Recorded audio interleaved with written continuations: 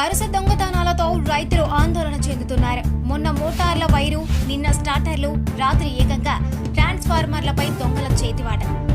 జనగామ జిల్లా బచ్చన్నపేట మండలం ఆలింపూర్ బచ్చన్నపేట శివార్లలో ఏకంగా 3 ట్రాన్స్ఫార్మర్లని గద్దెలపై నుండి దించి వైర్లని దొంగలించారు. ఎలికట్టె కృష్ణ, ఎలికట్టె నరసింహులు, సిరిపాటి రవీల వ్యవసాయ బావుల వద్ద ఉన్న ట్రాన్స్ఫార్మర్స్ ని తొలగించి లోపల ఉన్న వైర్లను దొంగిలించారు. ఈ సందర్భంగా రైతులు మాట్లాడుతూ అసలే నీటి ఎద్దడి ఉండగా దొంగలు ఇలా చేయడం వలన పంటలు ఎండే పరిస్థితి నెలకొందని, ఇదివరకు కూడా ఇలా జరిగిందని విద్యుత్ అధికారులు, పోలీసులు చర్యలు తీసుకొని ఇలాంటి సంఘటనలు పునరావృతం కాకుండా చూడాలని కోరారు.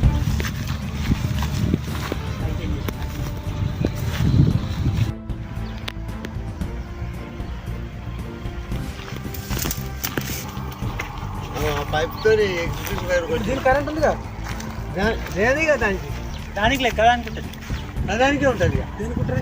అంత దానికి ఉంటుంది. ఏంటి చెప్పారా? అది మంచిగా తెలిసిన వాళ్ళు.